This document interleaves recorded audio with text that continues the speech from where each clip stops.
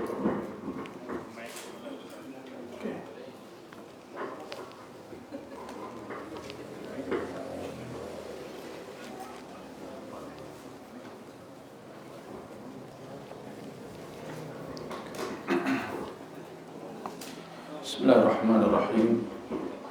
Innal hamdalillah nahmaduhu wa nasta'inuhu wa nastaghfiruh wa na'udzu billahi min shururi anfusina wa min sayyiati a'malina. Man yahdihillahu fala mudilla lahu wa man yudlil fala hadiya lahu. Wa ashhadu an la ilaha illallah wahdahu la sharika lahu wa ashhadu anna Muhammadan 'abduhu wa rasuluhu. Amma ba'd. Ikhwah yang dirahmati Allah sekalian, pertamanya syukur kita kehadrat Allah Subhanahu wa taala diberikan kepada kita kesempatan pada malam ini, malam yang berkat insya-Allah, untuk kita bertemu untuk kita bertemu setelah sekian lama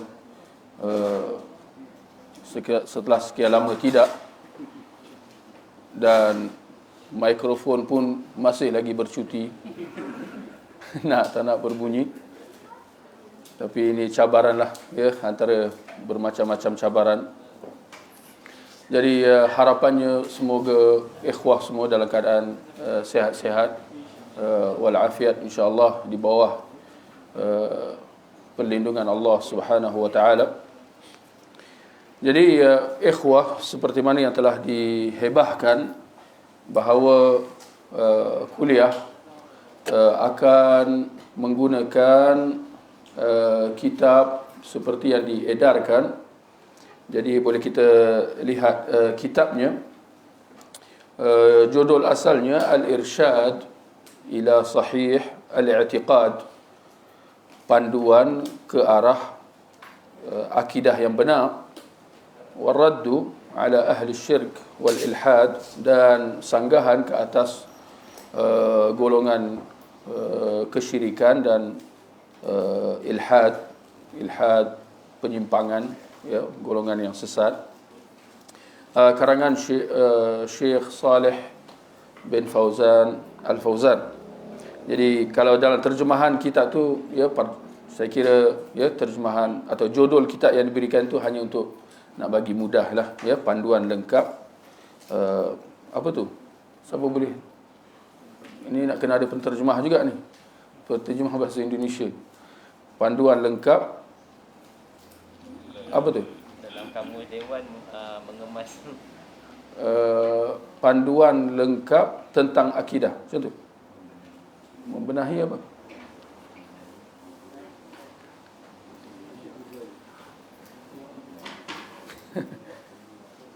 Baik, tak ada jawapan. Macam mana ni? Judul pun tak lepas lagi ni. Kalau bahasa Melayu, panduan lengkap mengatur, mengemas, membenahi. Panduan lengkap menetapkan akidah. Panduan lengkap perbahasan akidah. Macam itulah, ya. Baik. Boleh kita terus lihat mukaddimah, ya, muka surat yang pertama. Atau sebelum itu boleh saya jelaskan kepada ikhwah semua bahawa kitab ini dia membahaskan, bila kita kata perkara-perkara akidah, sedar atau tidak, akidah umat Islam dia bertunjangkan kepada apa? Bila kita kata akidah, dia asasnya apa? Untuk makluman, asasnya ialah rukun iman. Ya, akidah ialah kepercayaan, iman ialah keyakinan. Jadi asas akidah setiap Muslim ialah rukun iman, 6 perkara yang kita sedia maklum insya-Allah. Jadi kitab ini akan membahaskan setiap satu rukun iman tersebut, ya, bermula dengan iman kepada Allah, ya, iman kepada malaikat, ya, kitab, rasul-rasul, ya. Rukun iman 6 perkara itu. Kemudian ada beberapa tajuk tambahan, ya, di hujung kitab ini, ya. Jadi itu dia, itu secara secara sepintas lalu tentang perbahasan dalam kitab ni. Dan baik, saya ingat kita boleh baca mukaddimah dia, dan penulis akan memberi beberapa kata-kata pendahuluan lah. Baik, boleh kita lihat muka surat pertama, mukaddimah.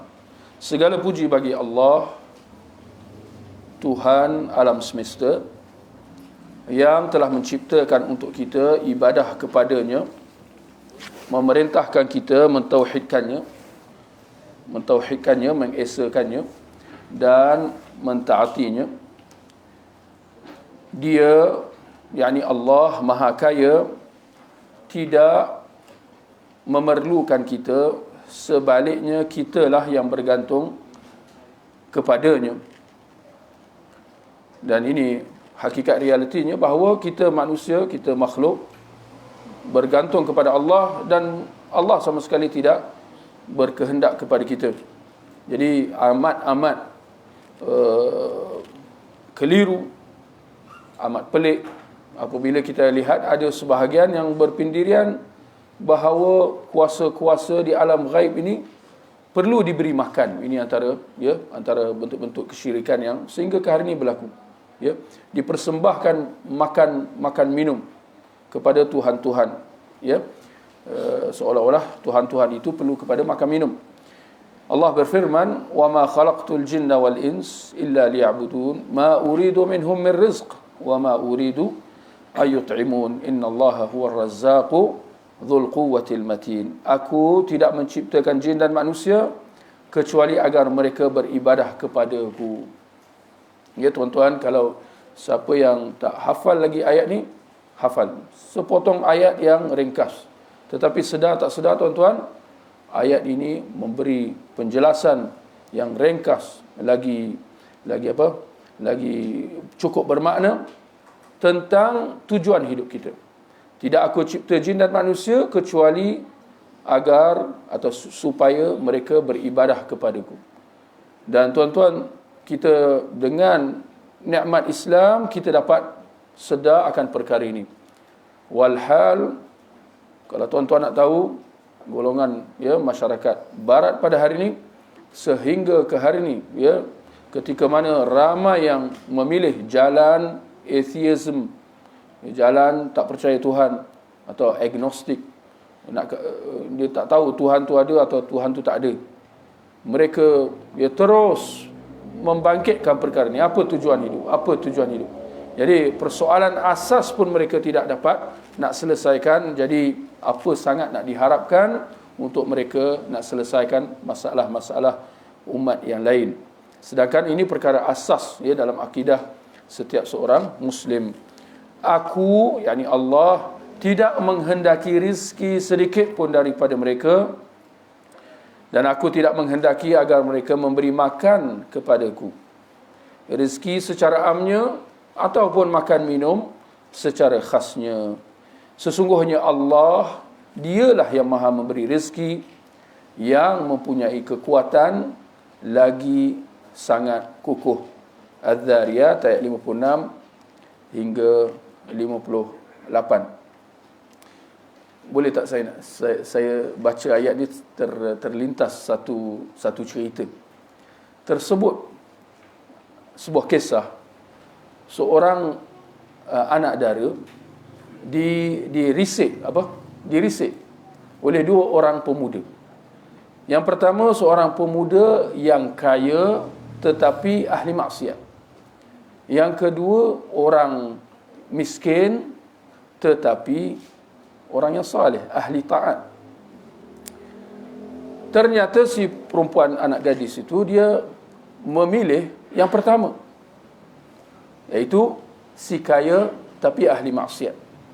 Maka dikatakan, dipersoalkan kepada perempuan itu, kenapa engkau pilih yang kaya tetapi dia ahli maksiat?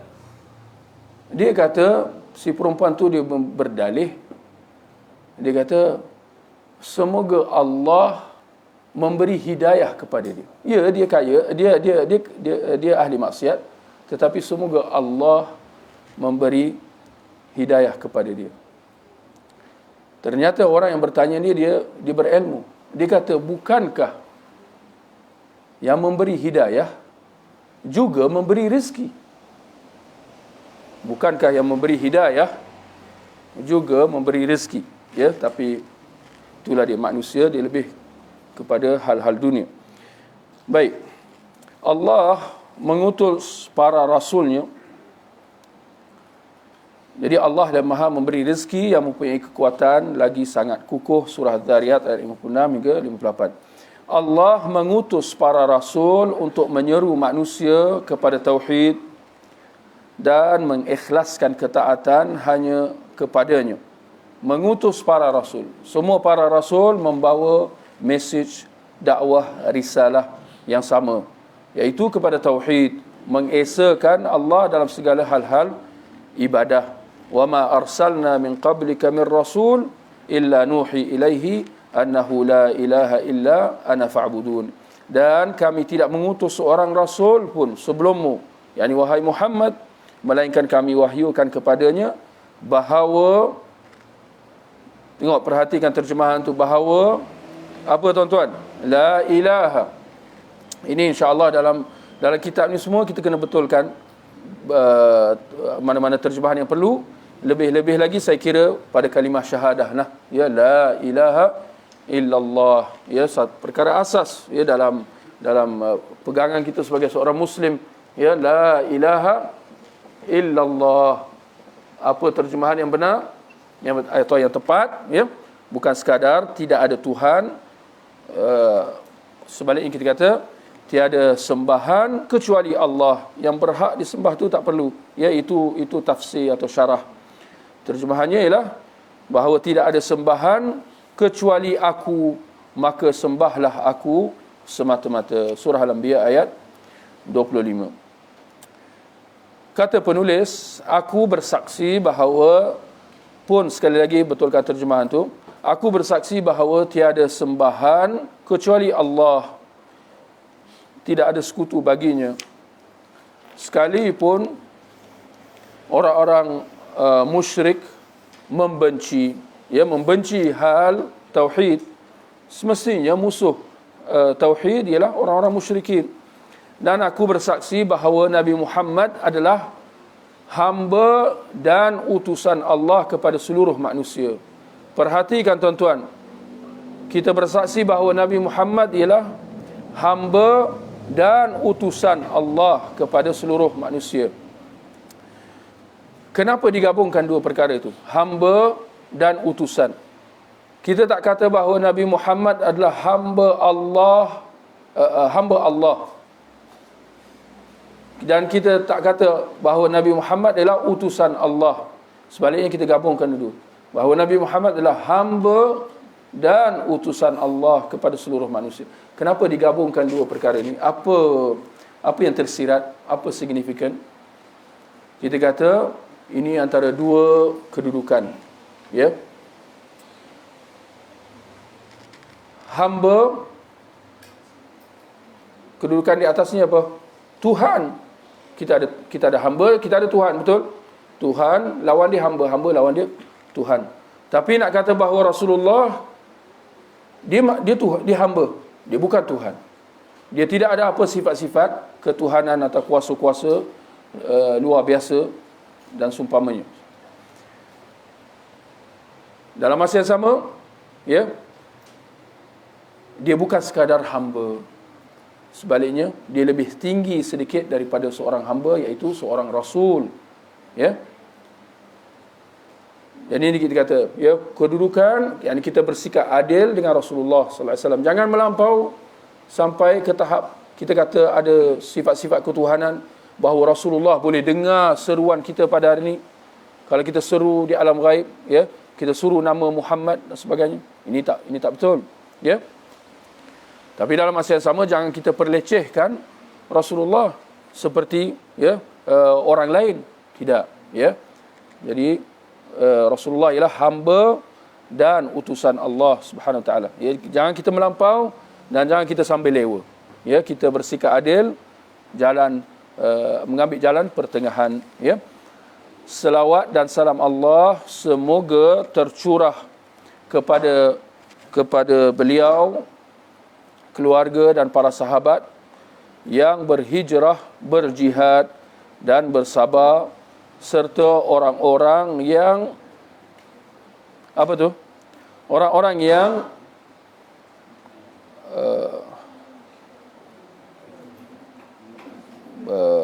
serta orang-orang yang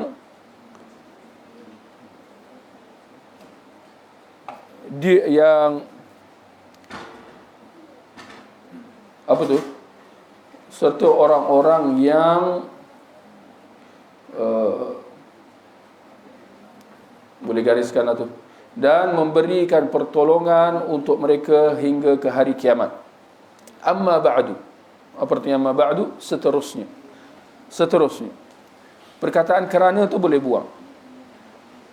Menjelaskan akidah yang sahih dan menyeru kepadanya termasuk perkara paling penting dan kewajipan paling ditekankan. Sebab tu ganti kerana. Kerana ia merupakan asas bagi kesahihan amal salih sehingga ia diterima. Ini amal salih asasnya ialah akidah. Ya. Akidah dulu baru datang amal salih. Bukan amal salih baru datang akidah. Tidak. Akidah adalah asas segala amal ibadah. Ya. Jadi sedar tak sedar, akidah adalah syarat, akidah yang benar adalah syarat sah semua amal ibadah. Tak kira apa, salat, puasa, zakat, haji, apa juga. Syarat asas bagi setiap amal ibadah yang kita buat ialah berdiri di atas asas akidah yang benar. Maka para rasul dan para pengikut mereka telah memfokuskan perhatian mereka kepada membaiki akidah daripada apa yang membatalkannya atau mengurangi kesempurnaannya. Para rasul dan para pengikut mereka, yakni orang-orang yang beriman, bermula dengan ulama rabbaniyin, ya, dan para pendakwah-pendakwah. Mereka telah zaman berzaman mereka telah memberi fokus dan perhatian kepada aspek akidah ini kerana dia asas. Tetapi sedar tak sedar, percaya atau tidak, ternyata bahawa perkara ini sangat dilalaikan kerana sebab-sebab, antaranya kerana kejahilan atau kerana kurang faham tentang keutamaan akidah itu. Dan kita melihat kesannya sehingga ke hari ini banyak sahaja kenyataan-kenyataan yang menyimpang, ya, berlegar dalam masyarakat kerana kejahilan tentang atau kerana kurang faham masyarakat tentang akidah itu. Masalah dan tema akidah memiliki bahagian paling banyak, atau nak kata perbahasan tentang akidah merupakan perkara yang paling banyak dibahaskan dalam ayat-ayat Al-Quran. Demikian juga dalam dakwah Rasulullah sallallahu alaihi wasallam. Ia merupakan sisi yang paling banyak yang Nabi sallallahu alaihi wasallam perhatikan atau tekankan. Nabi sallallahu alaihi wasallam hidup di Mekah selama 13 tahun sebelum berhijrah, mengajak kepada tauhid dan memperbaiki akidah. Ini fokus Nabi sepanjang 13 tahun di Mekah. Nabi tak fokus pada benda lain. Sedangkan banyak saja isu-isu masyarakat, isu-isu sosial, hal-hal ekonomi, hal-hal keluarga, macam-macam yang dihadapi oleh masyarakat Arab jahiliah. Kenapa Nabi tak sentuh? Kenapa Nabi tak bahaskan tentang isu, ya, riba, isu judi, isu arak, isu zina? Sedangkan ini berleluasa pada zaman Arab jahiliah. Sebab itu dinamakan Arab jahiliah kerana banyaknya masalah-masalah sosial, masalah masyarakat, masalah-masalah kejiranan dan sebagainya, yang merebak pada waktu itu. Tetapi ternyata Nabi memberi fokus kepada hal akidah semata-mata. Manakala Allah Subhanahu Wa Taala menaklukkan Mekah untuk baginda, atau saya lebih suka kalau diterjemahkan Allah membuka Mekah, Fath Mekah, salatullah, membuka Mekah, bukan menakluk Mekah, Fath Mekah, Fath Mekah. Apa artinya Fath Mekah? Pembukaan kota Mekah. Kerana itu adalah, tuan-tuan, bila Islam disebarkan, negara-negara dijajah dan ditakluk, atau bagaimana? Betulkan pemahaman kita. Kalau orang kafir, mereka menjajah, mereka menakluk, bahkan mereka menimbulkan kemusnahan, pembunuhan, kematian, seperti yang kita lihat berlaku di Iraq, Afghanistan dan sebagainya. Tapi Islam, dia membuka kota-kota ini, membukanya daripada belenggu dan kejengkaman, kezaliman, kesyirikan dan segala macam penindasan kepada cahaya dan keadilan Islam. Maka apabila Allah membuka Mekah untuk Nabi sallallahu alaihi wasallam, perkara pertama yang Nabi lakukan ialah menghancurkan berhala-berhala dan memerintahkan masyarakat Mekah di sana agar mengikhlaskan ibadah hanya kepada Allah semata-mata, tidak ada sekutu baginya. Yani ini semua petunjuk-petunjuk yang jelas. Dakwah Rasulullah di Mekah 13 tahun fokus kepada akidah. Nabi tak dibahas isu lain. Bila Nabi membuka kota Mekah pun fokusnya ialah kepada akidah semata-mata. Nabi tak ada nak bangkitkan isu kita kena toleransi, kita kena raikan. Tak ada benda-benda macam ni. Falsafah macam ni tidak ada.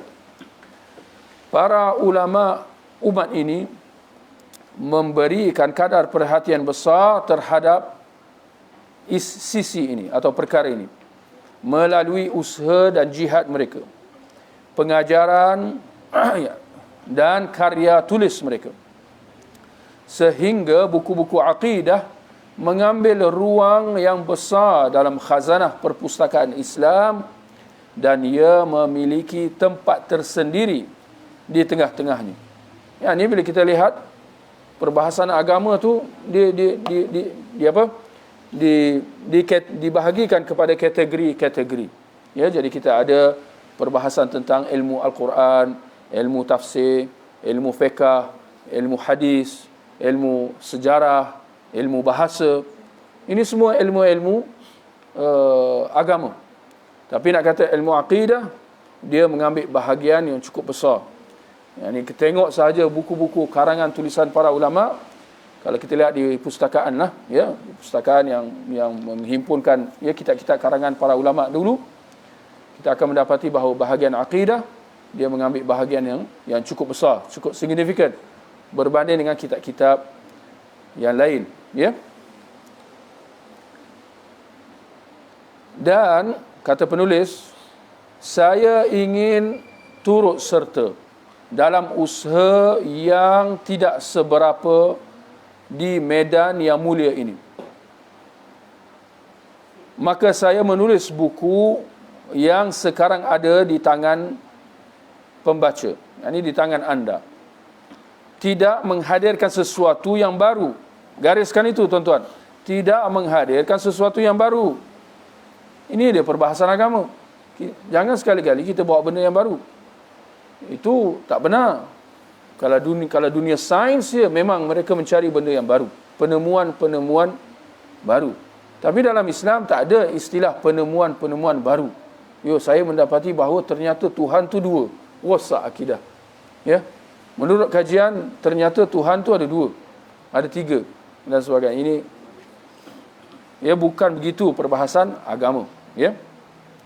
Tidak menghadirkan, tidak membawa sesuatu yang baru, tetapi ingin mendekatkan sebahagian daripada informasi atau maklumat yang jauh, menghubungkan ilmu yang benar dengan realiti. Yang ini nak harmonikan antara ilmu dengan keadaan semasa, realiti yang berlaku di sekeliling, yang diamalkan oleh sebahagian masyarakat pada zaman ini, sehingga hukum syar'i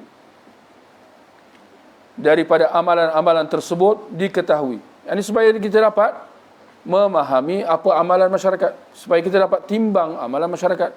Apa guna kita belajar, tapi kemudian bila kita lihat amalan masyarakat, kita kata tak apa, ini budaya, ini adat. Apa guna kita dah belajar semua akidah, tapi kesudahannya kita tak dapat nak mempraktikkan apa yang kita belajar tu dalam nak memahami realiti atau waqi' masyarakat di sekeliling, ya. Kekeliruan, ini nak menjelaskan kekeliruan orang-orang yang mengamalkannya agar dia tersingkap dengan harapan agar mereka kembali ke jalan yang benar. Di samping menjadi nasihat bagi orang-orang yang tidak melakukan agar tidak melakukan. Ini terjemahan lah ini. Maksudnya supaya orang-orang menjauhilah ya perkara-perkara yang tidak benar itu. Saya, kata penulis, meringkaskan ilmu yang ada dalam buku ini daripada buku para imam atau imam agama dan ulama Islam seperti kitab-kitab Syekhul Islam Ibn Taymiyah, murid beliau Ibnul Qayyim, murid beliau Al-Hafidh Ibn Kathir, Syekhul Islam Muhammad bin Abdul Wahhab, dan para murid beliau, para ulama dakwah yang berjihad memperbaiki akidah umat, khususnya kitab Fathul Majid. Ni Fathul Majid, saya sekadar nak bawa contoh je lah pada tuan-tuan. Ya. Ini kitab Fathul Majid lah. Ini kata penulis Syekh Saleh Fauzan, beliau meringkaskan buku ni, buku yang ada di tangan kita yang kita nak bahaskan ni, daripada kitab-kitab ulama-ulama dahulu ini. Terutamanya kitab Fathul Majid ni. Dan menariknya kata ayahanda Dr. Sulaiman membahaskan kitab ni. Jadi beliau bahaskan kitab yang besar, saya bahaskan kitab kecil-kecil lah. Ya. Kitab Fathul Majid ni tuan-tuan, dia karangan cucu kepada Syekh Muhammad bin Abdul Wahhab. Kitab Fathul Majid ni karangan Abdul Rahman bin Hasan bin Muhammad bin Abdul Wahhab, dan cucu kepada Syekh Muhammad bin Abdul Wahhab. Itu kitab Fathul Majid. Tapi kitab Fathul Majid ni dia mensyarahkan kitab Tauhid karangan datuk dia. Karangan datuk dia Muhammad bin Abdul Wahhab. Nak kata bahawa Syekh Muhammad bin Abdul Wahhab rata-rata bila nak kritik, mereka kritik dia saja. Sedangkan beliau Syekh Muhammad bin Abdul Wahhab, keturunan beliau semua ulama-ulama. Dan untuk makluman tuan-tuan, sehingga ke hari ini keturunan beliau semua terdiri daripada ulama-ulama, pendakwah-pendakwah, syekh-syekh, guru-guru agama, sehingga ke hari ini di negara Arab Saudi lah, ya. Pada hari ini mereka gunakan gelaran Alu Syekh, ya, Alu, itu nama keluarga yang digunakan pada hari ini lah oleh satu kabilah di Arab Saudi, digunakan nama keluarga ni. Kalau pemerintah dia Al Saud kan, Arab Saudi lah. Tapi menteri agama dia memang dikhaskan untuk keluarga Alu Syekh. Apa artinya Alu Syekh? Keluarga Syekh. Keluarga Syekh siapa? Syekh Muhammad bin Abdul Wahhab lah. Dan subhanallah, mereka yang mengkritik Muhammad bin Wahabi, kita kata, daripada kau bising-bising, panggillah mana-mana daripada keluarga Alu Syekh, buat debat. Atau nak senang, debat dengan Menteri Agama. Menteri Agama hari ni itu Wahabi besar. Dia datuk moyang dia semua tu Muhammad bin Abdul Wahhab lah. Ya. Ini apa bising-bising, apa kecoh-kecoh, bahaskan. Ini orang kata, bahasa Inggeris kata, selesaikan once and for all, atau engkau yang akan diselesaikan. Jadi nak kata bahawa ya jasa beliau ya, cukup besar ya sehingga ke hari ini, tapi ramai sahaja yang mengkritik tanpa ilmu, ya. Saya tidak berkata telah menghadirkan sesuatu yang baru. Ini saya tidak mengatakan bahawa saya menemui sesuatu yang baru. Ini dalam perbahasan akidah. Akan tetapi saya berharap saya telah mendekatkan apa yang jauh dan mengaitkannya dengan realiti kehidupan kaum muslimin dalam setiap kesempatan dan keperluan. Asal buku ini adalah himpunan kajian yang disiarkan dalam program acara Al-Quran, program radio, ya, acara Al-Quran Al-Karim di Arab Saudi. Sebelumnya saya tidak pernah berniat untuk menerbitkannya dalam sebuah buku seandainya Allah tidak mentakdirkannya. Kemudian sebahagian saudara seiman mengusulkan kepada saya untuk mengumpulkannya dan mengeditkannya, lalu menerbitkannya dalam sebuah buku agar manfaatnya lebih menyeluruh, insya-Allah. Saya berharap ia membawa kebaikan agar menjadi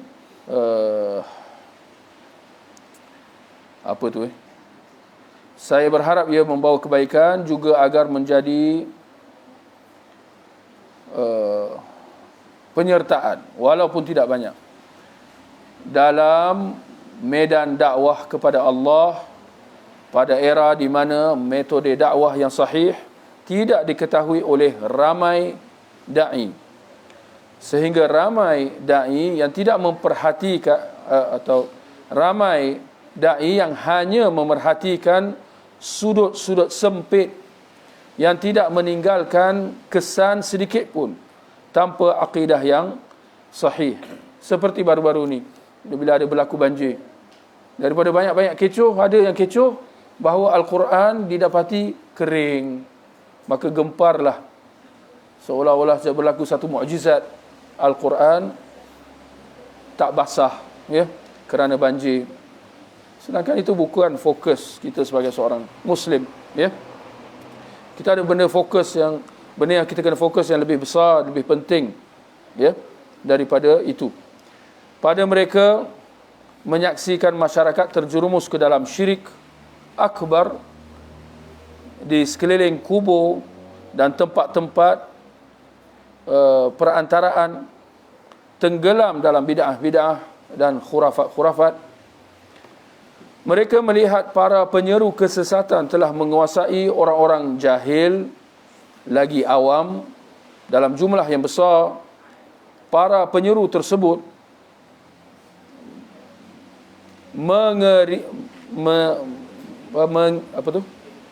mengeringi orang-orang jahil dan awam itu ke jurang kesesatan dan kebinasaan, menjadikan mereka sebagai hamba-hamba bagi mereka, memperdaya akal dan harta mereka, dan memimpin mereka dengan kebatilan atas nama ilmu dan kewalian. Ya, ini negara kita. Ya, kita tengok jauh negara kita pun. Baru je mungkin dalam beberapa tahun lepas diadakan satu pameran artifak Rasulullah sallallahu alaihi wasallam. Apa dibawa dalam pameran tu, tuan-tuan? Kubur nanti dulu. Dibawa apa? Pedang ke apa? Dibawa rambut. Ya? Apa lagi? Adalah capal agaknya.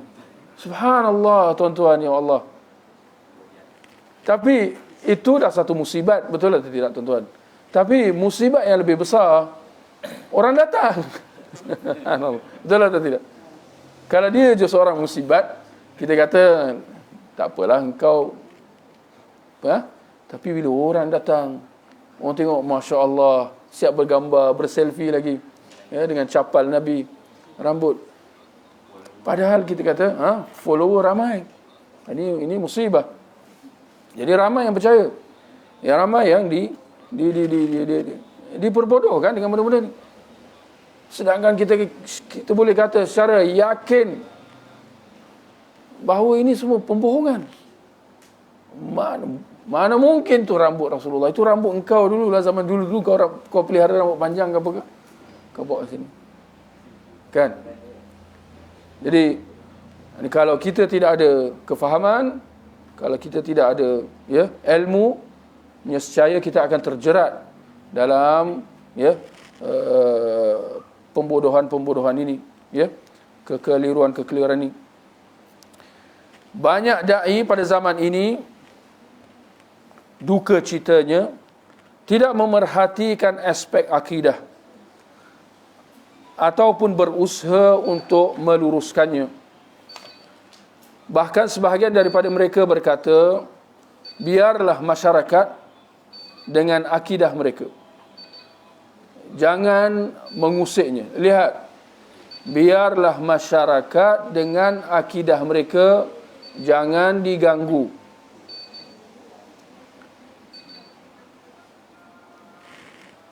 Macam mana pula saya pula azan ni? Nanti dulu. Kena azan dulu.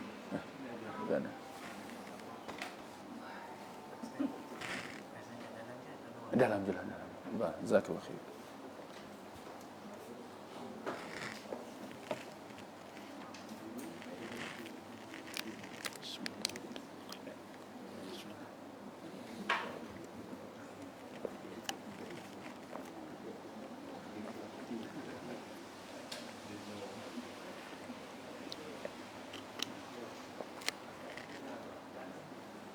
Dalam je lah, dalam.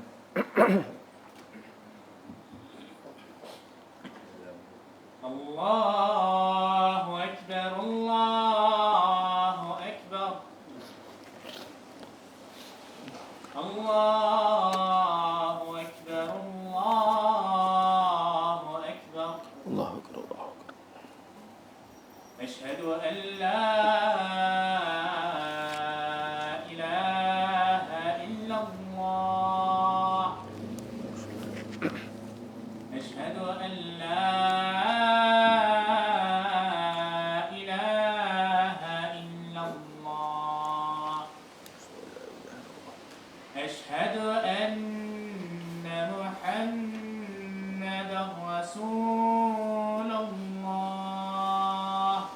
pensel. أشهد أن محمدا رسول الله حي على الصلاة حي على الصلاة حي على الفلاح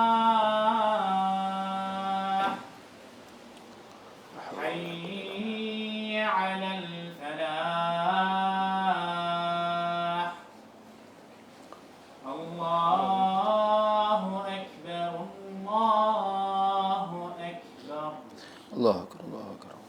La ilaha illallah. La ilaha illallah al-murabbahatun wa salatu qamatan wa salatu alladhi rafa'at min ila ila wa salli ala Muhammad radhiyallahu anhu. Barakallahu fiik. Lama tak dengar azan. Syukurlah, alhamdulillah dapat berjumpa. Rindu sebenarnya dengan ikhwah semua tu yang buat kuliah tu. Jazakallah khair, barakallahu fikum. Baik, perhatikan. Biarkanlah masyarakat dengan akidah mereka. Yani biarkan masyarakat dengan dengan amalan mereka. Kita hormat. Kita bersikap terbuka. Islam itu luas.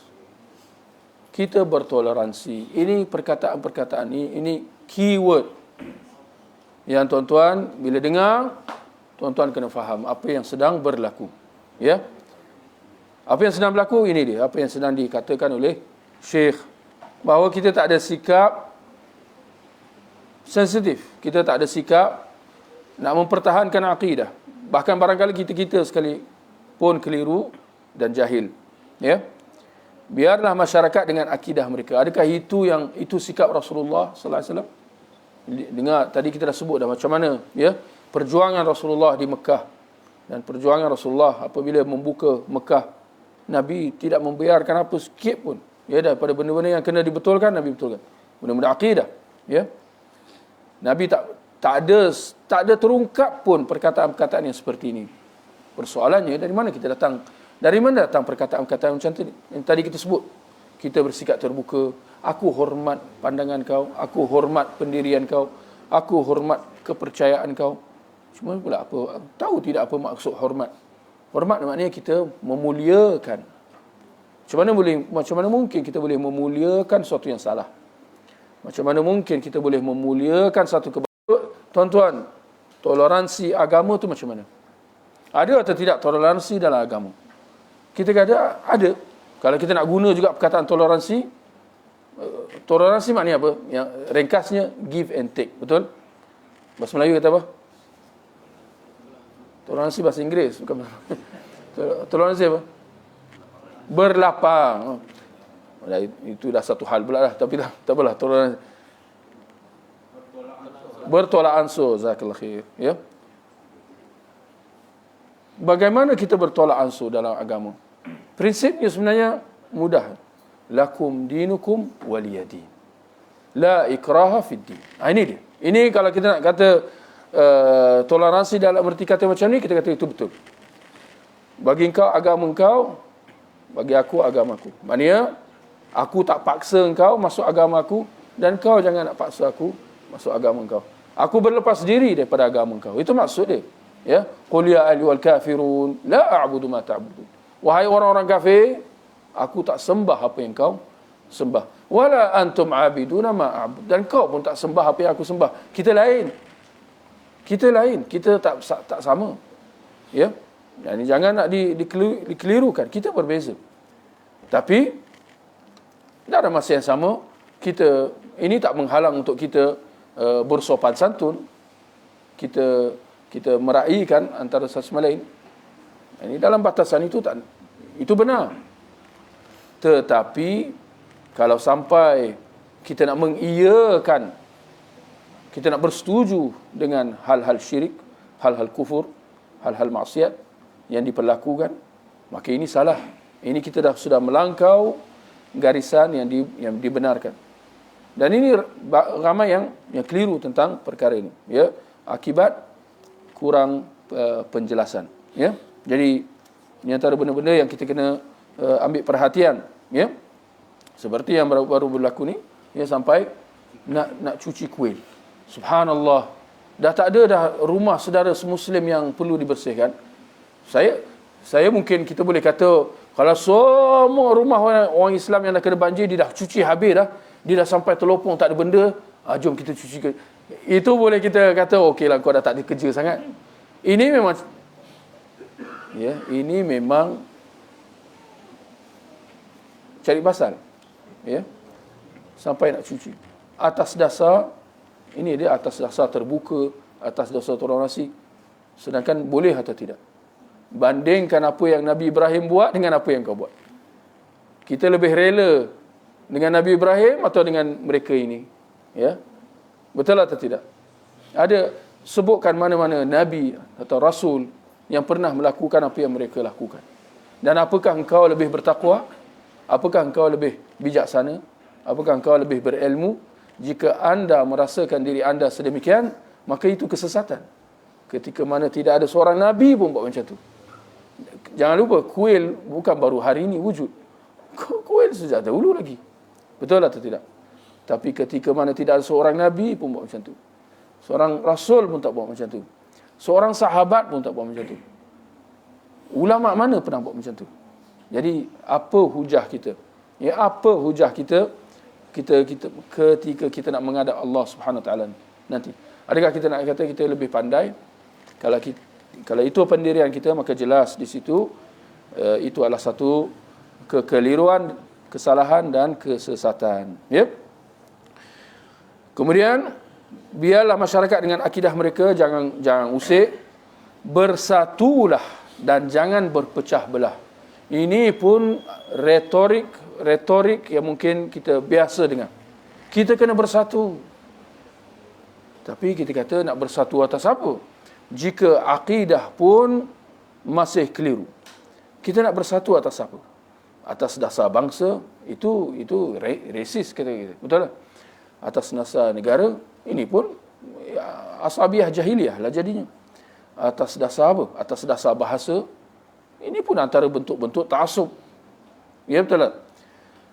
Jadi atas dasar apa kita nak bersatu? Ya. Sedangkan tidak ada kesatuan melainkan kesatuan atas dasar akidah. Itu je sebenarnya tuan-tuan. Betul atau tidak? Jika dalam sebuah keluarga antara ibu, bapa dan anak tu berbeza agama, boleh tak bersatu? Kalau tuan-tuan tak tahu, tengok jawapan Nabi, kembali kepada Nabi Ibrahim AS. Idh qala Ibrahimu li abih, inna bura'a'u minkum. Ketika mana Ibrahim berkata kepada bapa dia, kami berlepas diri daripada kau. Kafarna bikum. Bahkan kami mengkufuri segala apa pendirian dan kepercayaan kau. Ini kami menafikan dan kami menidakkannya. Kami tak setuju. Wa bada bainana wa bainakumul adawah. Dan telah terserlah permusuhan dan perseteruan antara kita. Ini Ibrahim dengan bapa dia. Dan Ibrahim, bila disebut Nabi Ibrahim, dia seorang rasul, bahkan lebih daripada itu. Di antara beliau adalah di antara ulul azmi, bahkan beliau merupakan datuk buat kedua-dua umat, kedua-dua bangsa, Yahudi dan Nasrani, Bani Israel dan Arab. Nabi Ibrahim, beliau adalah datuk moyang kepada kedua-dua bangsa, Bani Israel dan Arab. Ya, maka jika begitulah pendirian datuk kita Nabi Ibrahim alaihissalam, maka dan Allah mengatakan laqad kana lakum fihim uswatun hasanah, sesungguhnya pada mereka, ini Nabi Ibrahim dan pengikut-pengikut beliau, satu contoh tauladan yang baik. Ya, jadi mengapa kita menyelisihi pendirian mereka, ya, dengan kita mengungkapkan ungkapan-ungkapan yang seperti ini? Tidak ada kesatuan tanpa akidah yang benar. Apa juga kesatuan yang berdiri tanpa akidah yang benar, itu adalah kesatuan yang rapuh. Termasuklah dalam kalangan orang-orang kafir. Orang-orang kafir bersatu, tapi yakinlah bahawa kesatuan mereka itu serapuh-rapuhnya. Allah kata dalam Al-Quran, tahsabuhum jami'an wa qulubuhum syatta.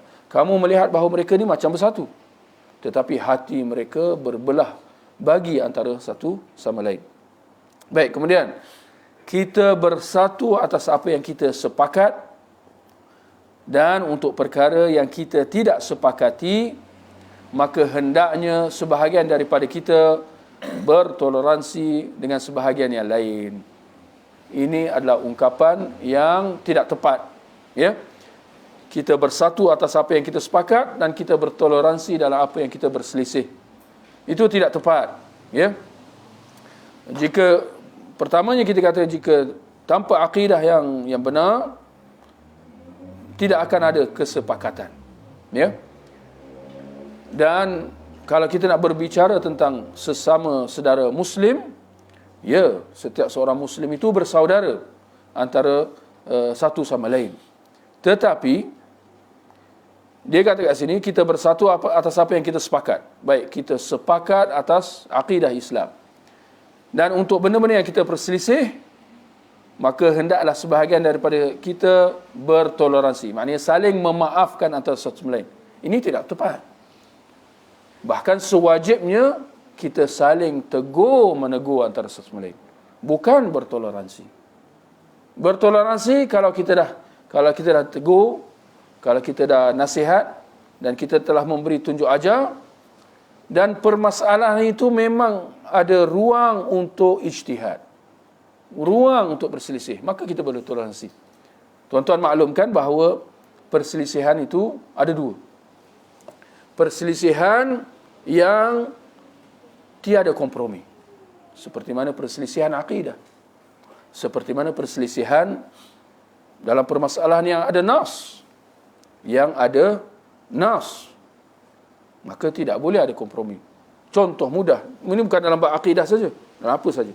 Ya. Dalam bab solat, kalau nak solat memang kena baca Al-Fatihah. Tapi ada pandangan kata tak wajib baca Al-Fatihah. Dan mereka ada hujah-hujah. Ada mazhab Hanafi kata tak wajib baca Al-Fatihah. Boleh kita kompromi, boleh kita toleransi dan kita kedepankan imam yang seperti itu. Baca takbir saja, baca qul huwallahu ahad. Menggagau orang kat belakang. Terbuka Syekh. Toleransi, dia toleh belakang, dia kata toleransi. Kita pun kata, oh ya, toleransi. Baik, sambung. Boleh ke? Kita kata tak boleh. Ini menyalahi nas. Hadis yang jelas dalam masalah itu. Maka ada benda-benda yang kita boleh, ada perkara-perkara yang tiada kompromi. Seperti mana perkara-perkara yang kita telah sebutkan. Atau dengan kata lain, benda-benda yang ada nas secara jelas. Dalam masa yang sama kita mengakui ada perkara-perkara yang ada keluasan.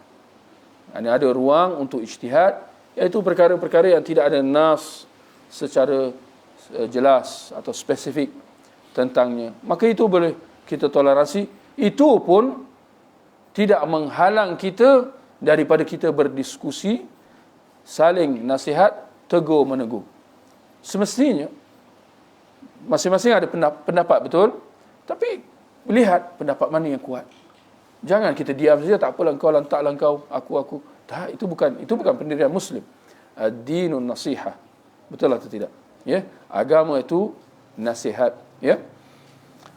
Baik. Atau ungkapan semakna yang bertentangan dengan firman Allah, fa in tanaza'tum fi syai' farudduhu ila Allahi war Rasul. Ya. Assalamualaikum.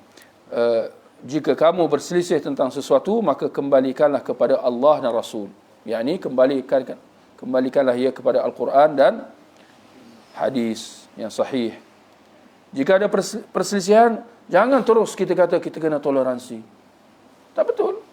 Jangan terus kita kata kita kena terbuka. Tak betul. Allah kata apa? Allah tak kata macam tu. Allah kata kembalikan kepada Al-Quran dan hadis. Yakni kembalikan kepada ilmu, bahaskan secara tuntas, secara betul. Jangan dibahaskan secara emosi, tak betul. Dan jangan diketepikan sama sekali perbahasan tu atas dasar kita kena bersatu. Jadi sampai bila masyarakat akan jadi berilmu kalau macam itulah pendirian kita. Setiap kali ada perselisihan je, tak betul dia ada. Diam. Ya, jangan dibesar-besarkan, nanti orang kecoh, nanti orang keliru. Ya, kalau begitu sampai bila orang akan jadi berilmu. Ya. Jika kamu beriman kepada Allah dan hari akhirat, yang demikian itu lebih utama dan yang lebih baik akibatnya. Ya, surah Nisa ayat 59. Sesungguhnya tidak ada kesatuan dan tidak ada kekuatan kecuali dengan kembali kepada Al-Quran dan sunnah Rasulullah sallallahu alaihi wasallam, serta meninggalkan apa yang menyelisihi kedua-duanya, khususnya dalam perkara akidah yang merupakan perkara asas. Allah berfirman, wa'tasimu bihablillahi jami'an wa la tafarraqu, dan berpegang teguhlah kalian kepada tali agama Allah dan janganlah kalian bercerai-berai. Ya.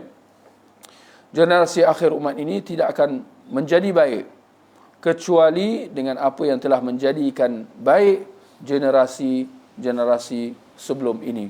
Ya. Allah Ta'ala pemberi taufik dan pembimbing ke jalan yang benar. Selawat dan salam semoga tetap terlimpah kepada Nabi kita Muhammad, keluarga dan para sahabat baginda sallallahu alaihi wasallam. Baik ikhwah, saya ingat kita boleh berhenti di situ. Ini sebagai mukaddimah lah, ya. InsyaAllah dalam kuliah-kuliah akan datang kita sambung lagi. Kalau ada pertanyaan.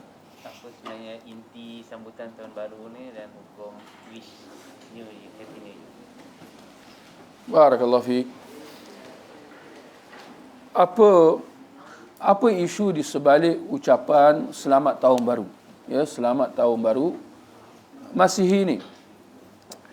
Saya melihat tuan-tuan, sedar tak sedar, kadang-kadang kita sebagai manusia, kita sering sahaja lalai, disibukkan dengan hal-hal bermacam-macam. Dan saya melihat bahawa dalam isu dalam isu tahun baru adalah di antara perkara-perkara yang kita kena ingatkan dari semasa ke semasa. Ternyata bahawa bila dalam kelamunan kita pada hari ini, sedar tak sedar, pada hari ini ramai sahaja yang dah tak tahu asal usul kalender tu, tahun Masihi tu. Rata-rata kita semua, bukan kita lah, di luar sana lah, menganggap bahawa ini tarikh dan kita guna saja.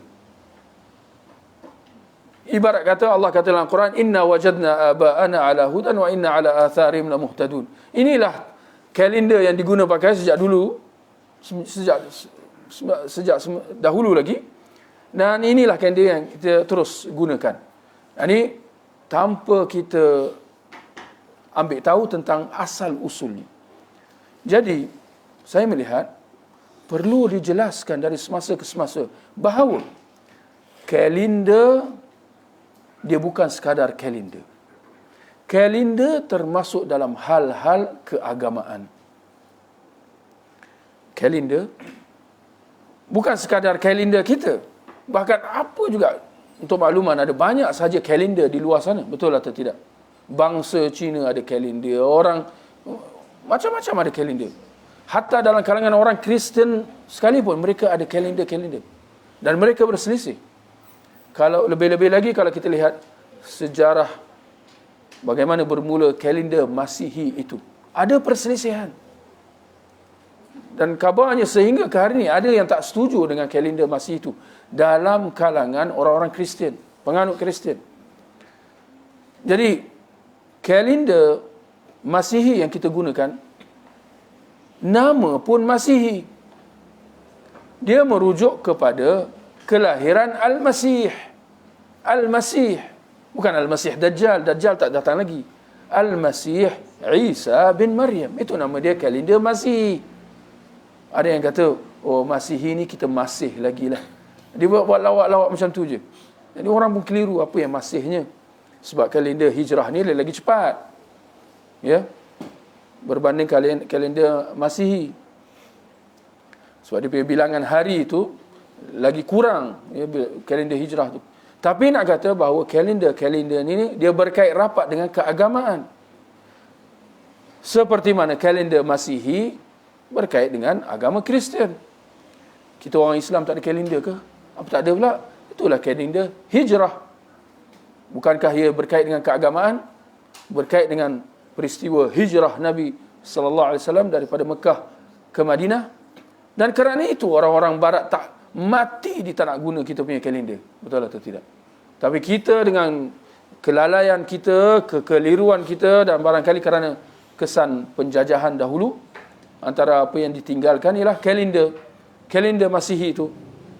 Kalau dulu kita masih lagi menulis huruf-huruf Jawi, dan alhamdulillah kalau di pantai timur mereka masih lagi gunakan tulisan huruf Jawi. Tapi kita di sebelah pantai barat ni dah mungkin ramai saja tak tahu dah tulisan Jawi. Kenapa? Kerana kita dah apa? Kita dah asimilasi dengan warisan-warisan penjajah. Itu bukan sesuatu yang patut dibanggakan. Jadi itu dia sebenarnya kita kena ingat bahawa tahun baru atau kalender Masihi ini dia berkait dengan sejarah atau kalender kelahiran Nabi Isa AS. Dan kita kata kononnya itu tak betul pun. Betul tak betul, tanda soal besar. Tapi dalam kalangan mereka yang meletakkan kalender ni, mereka percaya bahawa ini kalender tahun kelahiran anak Tuhan. Itu sejarah dia. Jadi bila datang perkataan selamat di depan tu, jadi timbul satu persoalan yang lagi besar. Selamat apa yang kita maksudkan dengan tahun baru? Selamat apa yang kita maksudkan di sini? Sedangkan dia kembali kepada peristiwa kelahiran Nabi Isa AS yang dianggap sebagai anak Tuhan oleh mereka yang mengasaskan kalender ini. Jadi jelas di situ paling tidak tak wajar lah. Paling tidak tak wajar untuk kita kata selamat tahun baru. Apa yang kita nak sibuk-sibuk dengan selamatnya dan sebagainya. Ya? Sedangkan ini bukan kalender kita. Kalender kita ialah kalender yang telah diletakkan oleh para sahabat. Kalender hijrah. Siapa yang meletakkan kalender hijrah? Umar Al-Khattab kalau tak silap. Ini satu yang sepatutnya kita terus bangga dengannya. Satu yang patut kita terus amalkan. Tapi ini realiti kita. Semakin hari kita pinggirkan kalender hijrah, manakala kita terus gunakan kalender Masihi, dan ibarat jatuh di timpa tangga, kita nak sambut pula dengan kedatangan awal tahun tu. Dan entah macam mana, kerana keliru dan sebagainya, kita nak jadikan dia Islam, sedangkan dia takkan Islam. Dia kalender Masihi. Kalender Masihi ni dia takkan jadi kalender Islam atau kalender Masihi ala Islam. Dengan kita buat doa selamat, kita buat baca Yasin di awal tahun itu, dia takkan jadi baik macam tu. Ini keliru atas keliru. Wallahu al-musta'an. Baik. Tapi bila kita cakap macam ni, orang kata keras. Ini cabaran. Ini sekadar nasihat. Kalau rasa tak betul, betulkan. Tapi kalau rasa betul, maka kita kena bertindaklah dengan sewajarnya. Jadi insya-Allah tak timbul isu keras, tak keras. Ini dah insya-Allah sehabis lembut dah ni. Kan? Barakallahu fiik.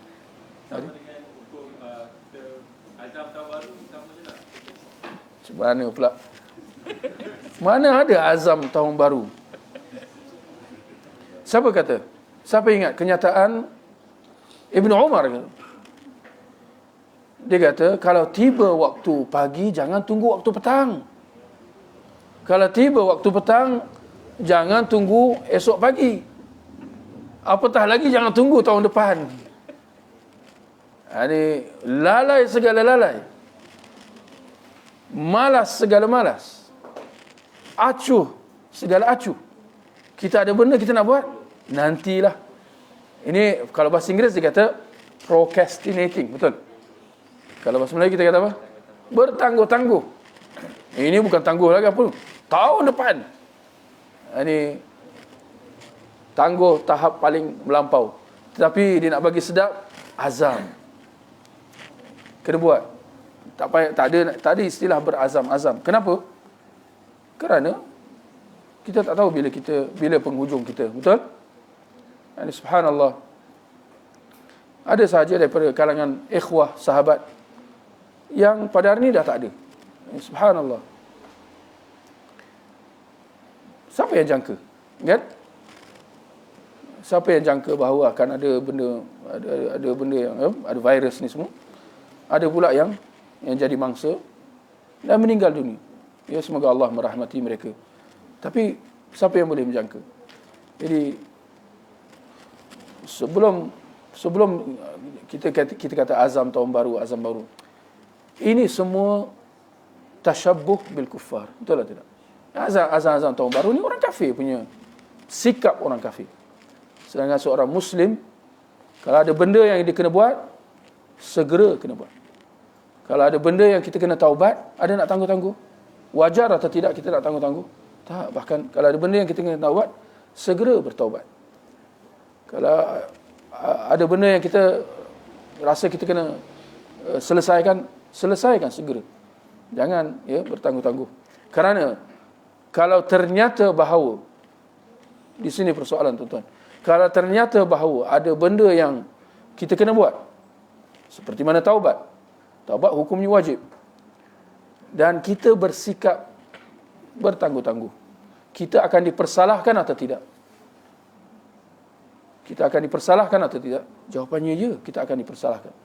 Kita akan dipertanggungjawabkan kerana kita telah jelas menangguh-nangguhkan. Kalau kita benar-benar ada keuzuran dan ada benda yang menghalang kita, itu insya-Allah dimaafkan.